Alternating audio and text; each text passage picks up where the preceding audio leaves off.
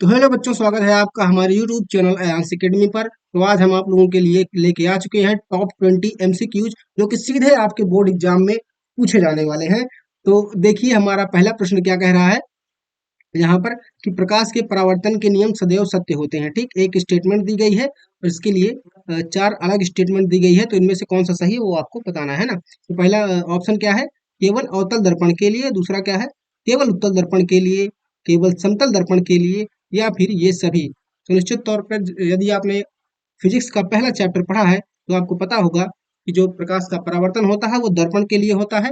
और फिर कोई भी दर्पण हो, चाहे अवतल दर्पण हो, चाहे उत्तल दर्पण हो, या फिर समतल दर्पण हो, तो निश्चित ही ये तीनों स्टेटमेंट सही है। तो इसलिए हमारा जो चौथा ऑप्शन है क्या है, ये सभी सही है ना। तो ये सारे क्या हो जाएंगे, गलत, ये भी गलत, ये भी गलत। ठीक, तो हमारा दूसरा प्रश्न क्या है, दूसरा प्रश्न ये रहा हमारे स्क्रीन पर, क्या कह रहा है, किसी वस्तु का आवर्धित, आवर्धित मतलब छोटा, काल्पनिक, ठीक, प्रतिबिंब बन सकता है ना। तो अगर कोई वस्तु है तो उसका आवर्धित तथा काल्पनिक प्रतिबिंब बन रहा है, तो इसके लिए कौन सा दर्पण या फिर लेंस उत्तरदायी होता है। ठीक, तो पहला ऑप्शन दिया, क्या दिया गया है, उत्तल लेंस। ठीक, दूसरा क्या दिया गया है, अवतल दर्पण द्वारा, तीसरा दिया गया है उत्तल दर्पण द्वारा। इस क्वेश्चन का आंसर आप मुझे कमेंट करके जल्दी से जल्दी बताइए। ठीक, और चलिए हम इसका आंसर बता देते हैं। निश्चित तौर पर यह प्रश्न आपको आ चुका होगा है ना। इसका क्या होता है उत्तर, कि जो उत्तल लेंस होता है यह भी होता है, और जो उत्तल दर्पण होता है यह भी होता है। दोनों में ही जो वस्तु का प्रतिबिंब बनता है आवर्धित तथा काल्पनिक बनता है। ठीक, इस हिसाब से हमारा ऑप्शन नंबर डी क्या हो जाएगा, राइट आंसर। ठीक, तो बढ़ते हैं अपने अगले प्रश्न की तरफ। अगला प्रश्न क्या कह रहा है, देखिए। तो अत्यधिक उच्च है ना प्रतिरोध, जिसको हम क्या बोलते हैं, रेजिस्टेंस है ना, इसका मात्रक क्या होता है, ओम। तो इसको लिखते किससे हैं, आर से। ठीक है, क्या पूछ रहा है, अत्यधिक उच्च प्रतिरोध वाला पदार्थ कहलाता है ना, क्या कहलाता है, चालक है ना। चालक जो होता है उसमें रेजिस्टेंस क्या होता है, कम होता है। अति चालक में भी होता है थोड़ा बहुत, मतलब रेजिस्टेंस होता है ना। और अर्धचालक है ना, तो उच्चतम क्या बोल रहा है, प्रतिरोध वाला पदार्थ है जिसमें जितना ही ज्यादा प्रतिरोध होगा वह उतना ही विद्युत का कुचालक होगा, है ना। तो अब हमको क्या बताना है कि विद्युत विद्युत का कुचालक क्या है, तो क्या हम बता देंगे इसको, विद्युत रोधी, है ना। ऑप्शन नंबर डी हमारा क्या हो जाएगा, राइट आंसर। बढ़ते हैं अपने अगले प्रश्न की तरफ, है ना। हमारा अगला प्रश्न क्या है, सिंपल है, दिया गया है विद्युत शक्ति, है ना। आपने की, ठीक, इसको आप समझते होंगे ना, पावर ऑफ इलेक्ट्रिसिटी। विद्युत शक्ति की इकाई, इकाई मतलब होता है मात्रक, जिसको इंग्लिश में क्या बोलते हैं, यूनिट, है ना। तो विद्युत शक्ति का मात्रक क्या होता है, आपको पता होगा निश्चित तौर पर, क्या होता है, वाट, है ना। इसका एक फॉर्मूला होता है डब्ल्यू बटे टी। ठीक, तो इस हिसाब से इसका एक और भी यूनिट निकलता है। कार्य का मात्रक क्या होता है, जूल, है ना। कार्य का मात्रक क्या होता है बच्चों, जूल होता है। ठीक, और टाइम का मात्रक क्या होता है, सेकेंड। ठीक, है ना। टाइम का मात्रक क्या होता है, सेकेंड। तो इसका एक अन्य मात्रक भी क्या हो जाएगा, पी बराबर जूल पर सेकेंड। और ये तो होता ही है क्या, वाट, है ना। तो चलते हैं अपने अगले प्रश्न की तरफ। हमारा अगला प्रश्न क्या है, प्रश्न नंबर 5। ठीक, ये एक थ्योरेटिकली क्वेश्चन है। देखिए क्या दिया गया है, किसी विद्युत केतली में प्रवाहित धारा 3 गुनी कर देने पर केतली में उत्पन्न ऊष्मा की मात्रा हो जाएगी, है ना। तो ये विद्युत वाहक केतली है, इसमें अगर हम धारा के मान बढ़ा दे रहे हैं तो हमसे पूछ रहा है कि ऊष्मा के मान में क्या फर्क पड़ेगा, है ना। धारा का मान यदि हम 3 गुना कर दे रहे हैं तो ऊष्मा के मान में हमको क्या फर्क देखने को मिलेगा। ऑप्शन हमारा दिया गया है कि जो ऊष्मा है वो 4 गुना बढ़ जाएगी, ठीक, या फिर 9 गुना बढ़ जाएगी, है ना, option number B. Option number C क्या कह रहा है, 3 गुना बढ़ जाएगी। और ऑप्शन नंबर डी क्या कह रहा है, 12 गुना बढ़ जाएगी। तो निश्चित तौर पर इसके लिए आपने एक फॉर्मूला पढ़ा होगा, H proportional to I square R T, है ना। मतलब जो हीट होती है वो धारा के क्या होती है, स्क्वायर के बराबर होती है ना। H proportional to I square, इसका मतलब क्या होता है, यदि हम हीट को क्या करेंगे, बढ़ाएंगे, तो जो धारा का मान होता है उसके स्क्वायर के बराबर होता है ना। यदि मान लो हमने क्या कर दिया, धारा को कितना बढ़ाया, 3 गुना, है ना। ठीक, तो यदि हम धारा को क्या कितना बढ़ा दें, 3 गुना, तो क्या करेंगे, 3 का स्क्वायर, एच का मान कितना हो जाएगा हमारा, 9। ठीक, तो क्या होगा, धारा ऊष्मा का मान बढ़ के कितना हो जाएगा, 9 गुना। तो इस हिसाब से हमारा ऑप्शन नंबर बी क्या होगा, राइट आंसर। ठीक, क्या आपने इस प्रश्न का सही उत्तर दिया था। कमेंट करके हमें जरूर बताइए। ठीक, अब बढ़ते हैं अपने अगले प्रश्न की तरफ। हमारा अगला प्रश्न क्या कह रहा है? एक व्यक्ति है ना, कोई एक व्यक्ति है, दूर स्थित वस्तु को स्पष्ट रूप से देखने में असमर्थ है ना, उसके नेत्र में दोष कौन सा है? तो निश्चित तौर पर यदि आपने चैप्टर नंबर 2 फिजिक्स का पढ़ा होगा तो आपने निकट दृष्टि दोष, दूर दृष्टि दोष और जरा दृष्टि दोष के बारे में भी पढ़ा होगा, है ना। यदि व्यक्ति को दूर की वस्तु स्पष्ट रूप से दिखाई दे रही है किंतु नजदीक की वस्तु स्पष्ट रूप से नहीं दिखाई दे रही है, उस व्यक्ति को दूर दृष्टि दोष माना जाता है। क्वेश्चन क्या कह रहा है?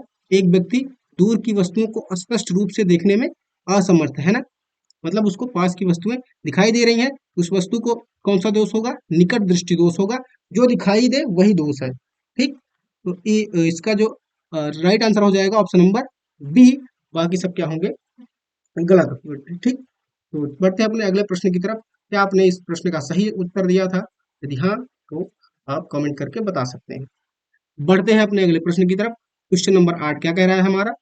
एक अवतल दर्पण, ठीक, किसी वस्तु का वास्तविक उल्टा अत्यधिक छोटा प्रतिबिंब बनाता है। वस्तु की स्थिति कहाँ होगी? ठीक, इसके लिए हमें क्या करते हैं? अवतल दर्पण बना लेते हैं ना। यहाँ पर हमने एक अवतल दर्पण की इमेज ड्रॉ कर ली है, जहाँ पे हमारा एफ हो गया, यहाँ पे हमारा सी हो गया। तो आपको पता है यदि अनंत पर कोई वस्तु रखी हो तो मुख्य अक्ष के समांतर आती हुई किरण प्रकाश से परावर्तन के पश्चात मुख्य अक्ष को फोकस पर काटती है और यहीं पर वस्तु का प्रतिबिंब बनता है। अत्यधिक छोटा होता है, वास्तविक होता है और क्या होता है? उल्टा होता है। तो अनंत क्वेश्चन क्या कह रहा है? एक अवतल दर्पण किसी वस्तु का वास्तविक उल्टा तथा अत्यधिक छोटा प्रतिबिंब बनाती है बिंदु के आकार का। तो कहाँ पे बनाएगी? फोकस पे, है ना। छोटा बनाएगी, बिंदु के आकार का वास्तविक बनाएगी और उल्टा बनाएगी। तो वस्तु की स्थिति, वस्तु कहाँ पे रखी रहेगी? अनंत पे। ऑप्शन नंबर डी इसका क्या हो जाएगा? Right answer. क्या आपने इस प्रश्न का सही जवाब दिया था? यदि हाँ तो आप हमारे चैनल को सब्सक्राइब कर लीजिए, क्योंकि हम आपके लिए इसी तरह के बढ़िया बढ़िया वीडियो लेके आते रहेंगे जो आपके बोर्ड एग्जाम में आपकी सहायता करने वाले हैं। और बढ़ते हैं अपने अगले प्रश्न की तरफ। यह रहा हमारा अगला प्रश्न आपकी स्क्रीन पर। कार्बन को वायु में जलाने पर कार्बन डाइऑक्साइड बनना किसका उदाहरण? ठीक, तो यदि आपने कार्बन लिया, ठीक, इसको आपने ऑक्सीजन की उपस्थिति में जलाया तो निश्चित तौर पर आपको क्या मिलेगी? कार्बन डाइऑक्साइड मिलेगी। और ये पूछ रहे हैं यह रिएक्शन किसका उदाहरण है? तो संयोजन अपक्रिया, है ना। दूसरा दिया है द्विविस्थापन अपक्रिया, तीसरा दिया है विस्थापन अपक्रिया, चौथा दिया है वियोजन अपक्रिया। तो निश्चित तौर पर यदि आपने केमिस्ट्री का पहला चैप्टर पढ़ा होगा तो आपको पता होगा, जब ए प्लस बी मिलकर क्या बनाए? ए बी, है ना। इसको क्या बोलते हैं? संयोजन अभिक्रिया। क्या बोलते हैं बच्चों? संयोजन अभिक्रिया, है ना। और वियोजन में क्या होगा? जब ए बी अलग होकर ए प्लस बी बनाते हैं तो इसे क्या बोलते हैं? वियोजन अभिक्रिया। और यदि ए प्लस बी सी होता है, जिसमें क्या करता है? ए बी को हटाकर ए सी प्लस का बी बनाता है तो इसको क्या बोलते हैं? विस्थापन अपक्रिया। और द्विविस्थापन में क्या होता है? यदि A B plus C D होता है, निश्चित तौर पर ए डी के साथ जाता है, बी सी के साथ जाता है, तो बनाता क्या है? A D plus B C. ये किसका उदाहरण है? द्वितीय विस्थापन अभिक्रिया का उदाहरण है। तो इसका हमारा राइट आंसर क्या हो जाएगा? संयोजन अभिक्रिया इज द करेक्ट आंसर। बढ़ते हैं अपने अगले प्रश्न की तरफ। क्या आपने इस प्रश्न का सही जवाब दिया था? यदि हाँ तो हमें कमेंट करके जरूर बताइए। बढ़ते हैं अपने अगले प्रश्न की तरफ। अगला प्रश्न क्या है? जिंक चूर्ण पर, है ना, जिंक ले लिया है, जिंक चूर्ण पर तनु हाइड्रो सल्फ्यूरिक अम्ल की अभिक्रिया से गैस निकलती है। तो आपने यह रिएक्शन निश्चित तौर पर पढ़ी होगी। हम क्या ले लेते हैं? हमने जिंक ले लिया, ठीक, इसकी हमने इस पर हमने क्या किया? तनु सल्फ्यूरिक अम्ल यानी H2SO4 अम्ल ले लिया, ठीक, इसके साथ अभिक्रिया करवाई। तो देखो जिंक क्या है? हाइड्रोजन से अधिक अभिक्रियाशील है। तो जिंक क्या करेगा? हाइड्रोजन सल्फेट से यानी सल्फ्यूरिक अम्ल से हाइड्रोजन गैस को क्या करेगा? बाहर कर देगा, है ना। क्या करेगा? इसे भाई बाहर कर देगा, है ना। तो हमारी हाइड्रोजन गैस क्या होगी? बाहर निकल जाएगी। और जो बच जाएगा जिंक सल्फेट के साथ अभिक्रिया करके क्या बना देगी? जिंक सल्फेट, है ना, JdNaSO4। यह अभिक्रिया हमारी बनेगी। तो इसका हमारा ये जो हमारा राइट आंसर हो जाएगा क्या होगा? Option number A, hydrogen gas. ठीक, तो जिंक चूर्ण पर तन सल्फ्यूरिक अम्ल की अभिक्रिया से कौन सी गैस निकलती है बच्चों? तो क्या कौन सी गैस निकलती है? Hydrogen gas. बढ़ते हैं अपने अगले प्रश्न की तरफ। क्वेश्चन नंबर 11 क्या कह रहा है कि सामान्य तापक्रम, ठीक, टेम्परेचर जो है वो फिक्स है और जो प्रेशर है वो भी क्या है? फिक्स है। समान ताप तथा दाब में द्रव के रूप में पाई जाने वाली अधातु की बात कर रहे हैं, ठीक। मतलब कि रूम टेम्परेचर में ऐसी कौन सी अधातु है जो कि द्रव अवस्था में पाई जाती है। तो आप लोगों को पता होगा, देखो पहला ऑप्शन क्या दिया गया है, क्लोरीन, दूसरा दिया गया है फ्लोरीन, तीसरा दिया गया है ब्रोमीन, चौथा दिया गया है आयोडीन। तो अगर अधातु की बात करें तो कौन सी होती है वो बच्चों, होती है ब्रोमीन, ठीक है ना। वह अधातु जो रूम टेम्परेचर पर द्रव अवस्था में पाई जाती है तो कौन सी होती है, ब्रोमीन। अगर यदि हम धातु की बात करें, वह धातु जो द्रव अवस्था में पाई जाती है रूम टेम्परेचर पर, तो क्या होती है, Hg, जिसको हम क्या बोलते हैं हिंदी में, मरकरी, ठीक। इसका हमारा राइट आंसर क्या हो जाएगा इस प्रश्न का, ऑप्शन नंबर बी, यानी कि ब्रोमीन, ठीक। क्योंकि हमसे क्या पूछा गया है क्वेश्चन में, अधातु पूछा गया है, ना कि धातु पूछा गया है। तो क्या आपने इसका सही आंसर दिया था? यदि हाँ, तो आप हमारे कमेंट करके कमेंट सेक्शन में बता सकते हैं। चलिए, क्वेश्चन नंबर 11 केमिस्ट्री के चौथे चैप्टर से आ गया है, ठीक। क्या बोल रहा है, प्रोपेनॉन, है ना, क्या बोल रहा है, प्रोपेनॉन, ठीक है ना। तो क्वेश्चन नंबर 11 है, प्रोपेनॉन में क्रियात्मक समूह है, ठीक है ना।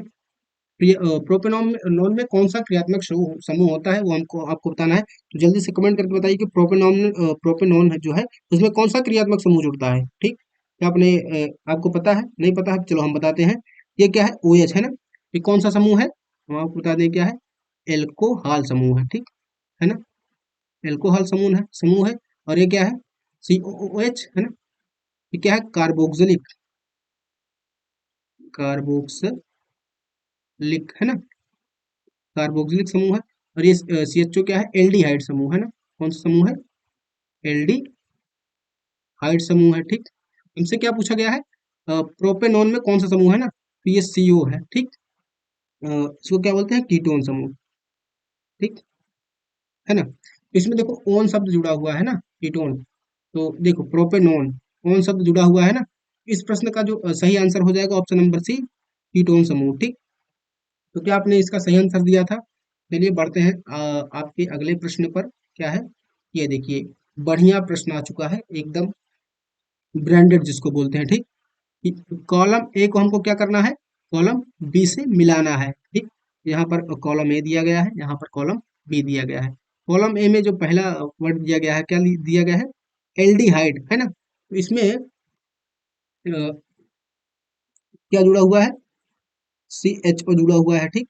CHO इनमें से किसमें जुड़ा हुआ है, तो बच्चों ये रहा, देखो CH और O, है ना। एल्डिहाइड समूह जुड़ा हुआ है। ए को हम किससे सुमेलित करेंगे, ऑप्शन नंबर बी से, ठीक। दूसरा क्या दिया गया है, एल्कीन है, ठीक। एल्कीन जहाँ पे जब डबल बॉन्ड लगता है तो क्या होता है, वो एल्कीन होता है, ठीक। तो डबल बॉन्ड किसमें लगा है, यहाँ पर लगा है, ठीक। तो बी को हम किससे सुमेलित करेंगे, ऑप्शन नंबर डी से। और सी हमारा क्या दिया गया है, कार्बोक्सिलिक एसिड, है ना। अभी हमने बताया आपको कार्बोक्सिलिक एसिड में क्या होता है, COOH। तो COOH कहाँ पे लगा गया, दिया गया है, ऑप्शन नंबर ए में, यहाँ पर दिया गया है, देखो COOH, ठीक। तो निश्चित तौर पर जो ऑप्शन नंबर डी है वो कहाँ से मिल जाएगा, इस ऑप्शन से, ठीक। तो आइए हम इसको देखते हैं कि कौन सा ऑप्शन हमारा सही दिया गया है। यहाँ पर चार दिए गए हैं ऑप्शन, है ना। तो पहला किससे दिया मिलेगा, पहला हमारा मिलेगा बी से, है ना। तो पहले में बी कौन सा है, पहले का यहाँ पे सी से मिलाया गया है जो कि गलत है ना। पहले में बी से यहाँ पर मिलाया गया है, यहाँ पे भी मिलाया गया है। और ये दोनों क्या हो जाएंगे, गलत, क्योंकि हमें पहले में डी से मिलाया गया है, ठीक। तो अब आगे देखते हैं कि दूसरे को किसमें मिलाया गया है। तो दूसरा बी किससे मिलाया गया है, डी से। तो बी दूसरे में डी, देखो इसमें भी बी डी से यहाँ पे मिलाया गया है, ये किसमें मिलाया गया है, सी से। ये वाला ऑप्शन हमारा क्या हो जाएगा, गलत। अब बच्चों एलिमिनेट करके पता लगा सकते हैं, ठीक। अब देखो सी हमारा किससे मिलाया गया है, ए से। तो देखो यहाँ पर सी हमारा किससे मिलाया गया है, ए से। तो इस तरह से हमारा जो राइट आंसर हो जाएगा ऑप्शन नंबर डी, ठीक। इस तरह से प्रश्न आपको देखने को मिलेंगे। बढ़िया क्वेश्चन है, आप इसको छोड़ के नहीं जा सकते बोर्ड एग्जाम देने से पहले, है ना। आपको ये करना जरूरी है। चलिए, हमारा जो क्वेश्चन नंबर 13 है, क्या कह रहा है कि कार्बन, है ना, परमाणु की संयोजकता कितनी होती है। ये तो सभी को पता है कि कार्बन परमाणु की संयोजकता कितनी होती है, 4। चूरन क्वेश्चन था बच्चों, है ना। बढ़ते हैं अपने अगले प्रश्न की तरफ। क्वेश्चन नंबर 14 क्या कह रहा है यह जैव प्रक्रम, है ना, वह जैव प्रक्रम जिसके द्वारा हानिकारक पदार्थों को निष्कासन शरीर से होता है, ठीक। तो देखो जैव प्रक्रम आपने चैप्टर पढ़ा होगा, है ना। उसमें यह क्वेश्चन है कि वह प्रक्रम जिसके द्वारा हानिकारक पदार्थों का शरीर से निष्कासन किया जाता है। ठीक, तो क्या बच्चों वह जनन है ना? क्या वह उत्सर्जन है? क्या वह पाचन है या फिर परिसंचरण है? ठीक, तो इसका क्वेश्चन, इसका आंसर आप मुझे कमेंट करके बताइए। ठीक, यदि आपको आता है ना, बताइए 14 का कौन सा सही होगा, ए बी सी या फिर डी, है ना? तो बच्चों इसका जो राइट आंसर होगा ऑप्शन नंबर बी, उत्सर्जन है। उत्सर्जन के द्वारा हम क्या करते हैं, शरीर से जो हमारे हानिकारक पदार्थ होते हैं, अपशिष्ट पदार्थ होते हैं, उनको हम बाहर निकालते हैं, है ना? तो क्वेश्चन नंबर 15 क्या कह रहा है बच्चों, है ना? आइए हम देखते हैं। 15 क्या कह रहा है, प्रकाश संश्लेषण, इसको हम फोटोसिंथेसिस बोलते हैं ना। प्रकाश संश्लेषण के दौरान निम्न में से कौन सी एक क्रिया है जो कि नहीं होती, हमको ये बताना है कौन सी क्रिया नहीं होती है। तो क्लोरोफिल द्वारा प्रकाश ऊर्जा का अवशोषण, ये तो बच्चों होता है ना? तो ये तो देखो हमसे क्या पूछ रहा है, क्या नहीं होता है ना? पहला तो ठीक है ना, करेक्ट है। और दूसरा क्या बोल रहा है, प्रकाश ऊर्जा को रासायनिक ऊर्जा में परिवर्तित किया जाता है ना, तो यह भी सही बात है ना? कार्बन डाइऑक्साइड का कार्बोहाइड्रेट में अपचयन, बच्चों ये नहीं होता। ठीक, तो ये जो हमारा क्या हो जाएगा, राइट आंसर है ना, कि हमसे पूछा है कि क्या नहीं होता, तो यही चीज नहीं होता, बाकी सारी चीजें तो होती हैं। ग्लूकोज का पायरुवेट में विखंडन होता है ना, जिससे क्या होता है, एटीपी का निर्माण होता है।